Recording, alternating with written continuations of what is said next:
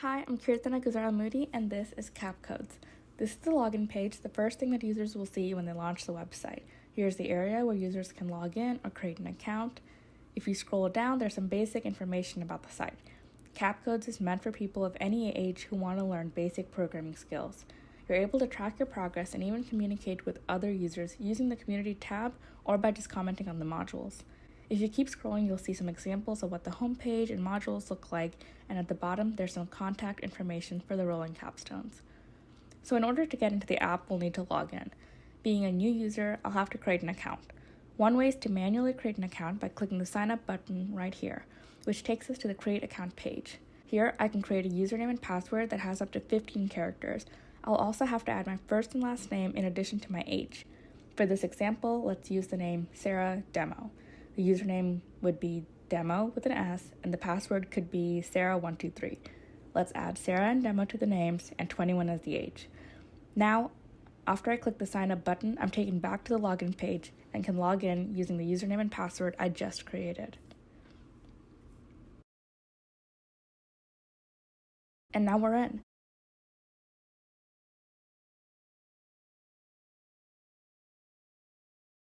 Another way a user can sign up is by using their Google account, which saves time since they can connect their Google account and the site is able to collect the necessary data through Google. I'm going to click this right here, and once I do, it's going to give me a list of accounts that I can choose from. I'm going to choose this one right here because I've never used it before, and it's going to ask me for my age. I'm going to put in 21 and click create an account to make my account. And now I'm in.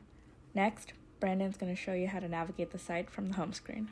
I am Brandon Jennings of the Rolling Capstones. To build off of the home navigation, I would like to show you and talk about the lesson assignments feature of our application. Fun fact, the first feature ever built for this app was the lesson assignments. From our proof of concept way back in December of last year, we wanted to introduce an online code editor that could run and display code in real time. Essentially emulate using a real code editor in your own web browser. We also wanted to introduce under the hood test cases that can create a teachable moment for users when using our app. This feature has come a long way and is truly the backbone of our application. Not only do we want users to learn the code syntax of their favorite programming language, challenge them, and just have fun, but make it all easily accessible from a web app. Completing these modules will aid in providing data-driven analytics and rewards. So, after finding and clicking a module you would like to try, you will be brought to this page. This page is loaded with information, so let's break it down. As you can see, we have the name of the module, Lesson 1, Working with Strings in Java. We have the lesson details, which kind of goes into detail of what strings are. And then we have the example code, which kind of gives us an example of how we would write or the syntax of a string. We would declare a variable name and we would wrap our string we would want to declare that variable with double quotation marks. Next, we have the code editor and output screen. This section will retain most of your interaction. The code editor is completely custom to avoid boilerplate code or code it needed to compile. No need to write public class main. Editor is tuned to include code under the hood so you can just focus on learning the concept or syntax. The code editor is also populated with pre-written code that you will use to get you learning faster. As you can see, we have the string name equal this placeholder string that we must change. The code editor has many features such as line count, line highlighting, and as I can showcase, has autocomplete.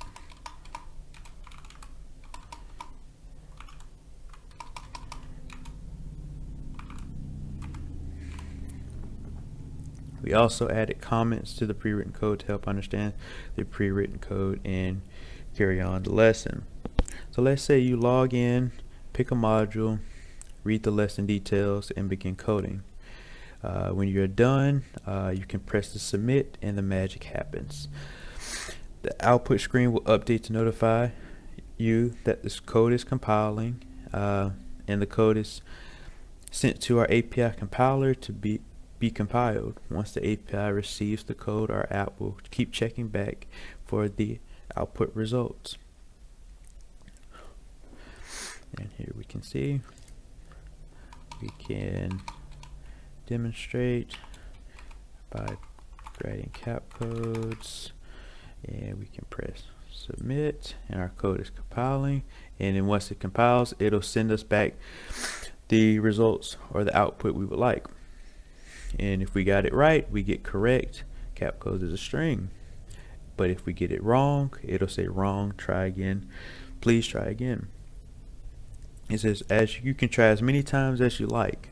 Each submission is tracked and added back to the home screen analytics to check out and compare. Another cool thing about this feature is that all code is saved per login. So let's say you're working on this lesson. So we have the Capcodes here, and we jump to lesson 2. We have some code here. We can jump to lesson 3 and jump back to lesson 2, and as you can see, Capcodes is still there. Your code is still saved and existing, but it is scrapped once you log out.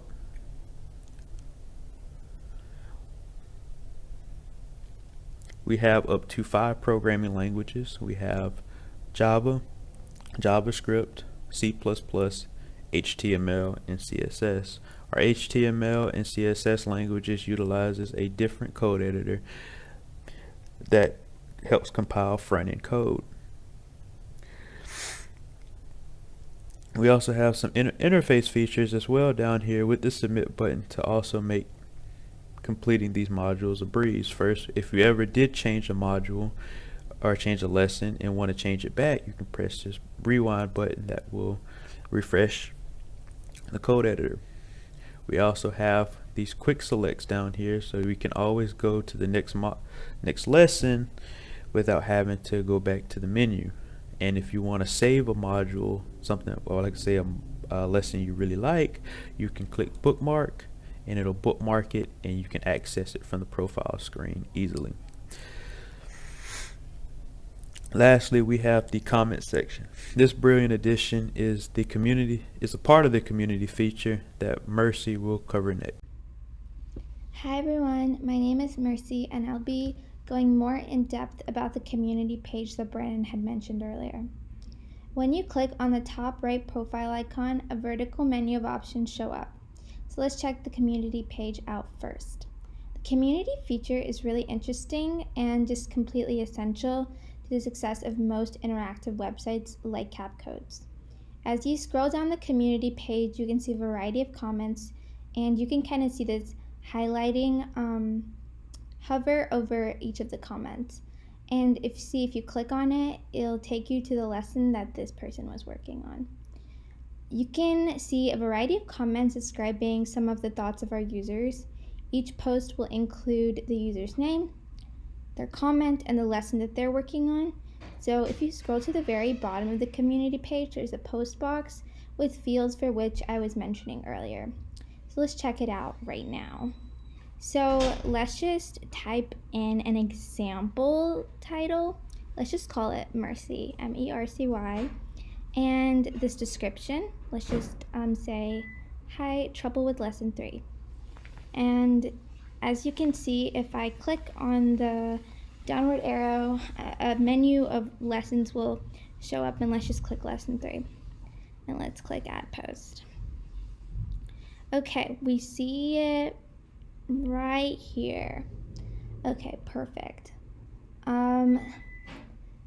This community page is really, really cool because it allows and encourages communication between the site's users, and they're kind of able to correspond with one another just in the sense that they can see what everyone else is up to and see what everyone is curious about in the material that they're learning. Also, they can also kind of see what they're having trouble with in a lesson, or if they're interested in answering questions or something like that. This can also unintentionally double as a way for us, the site's owners, to kind of gather data and feedback on what the users are thinking. of the website in terms of bugs and just overall usability of the website. Hello, my name is Nigel Felder of the Rolling Capstones. Today, I wanted to show you our profile page of our web app. So to view this profile page, what you'll do is go to your icon at the top right of the screen, and then it gives you options. What you want to do is click profile. So on the profile page, it shows your first and last name, username, and age. Also gives you the option to edit information and then also log out. Also, at the bottom of the profile page, it shows your current bookmarks and then your rewards of the current modules completed. So, in order to edit information on this profile page, what you do is click Edit User. So it brings you to the screen of editing your account. What you'll do is, let's just say I wanted to get rid of my username and change it. What you'll do is just put something new and then change my password. Then if you were able to, if you wanted to change your first name, last name, and age, you'd be able to. So if I click Save User, it shows that my username has been changed to the one that I want it to be changed to. So that completes the area of being able to edit your information. So on the bottom of the profile page, it shows your bookmarks and rewards. So in order to view these bookmarks, so say like you're on a module and you need to complete it later, what you can do is just go to a module, and let's just say I was working on integers in JavaScript. What you'll do is go to bookmark, and it'll show that the bookmark is highlighted. Now let's just say in the future you're already done with this bookmark and you want to get rid of it. You can go back to the current bookmark from the profile page and click that bookmark, and then click it again, and then it gets rid of the bookmark. So that's something to keep in the future. So let's just say I bookmark this module and I go back to my profile page, and it shows that lesson 5 has been bookmarked. So in the rewards section, rewards are given to you when modules are completed. So let's just say if I go back to lesson 5 and I want to complete this module. So what I do is,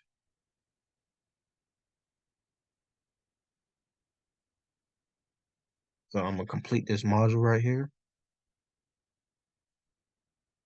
All right. And I push submit. All right. So it shows that I have the correct answer and that my answer 7 is an integer. So to view this, what you'll do is go back to your profile page. Then it gives you a reward. My reward is shown that I was given Java math. So that completes our web app of the day. And to being able to log out of your web app of the day, what you can do is go to your profile page, click on log out, or you can go back to that icon at the top right, and it also gives you an option to log out.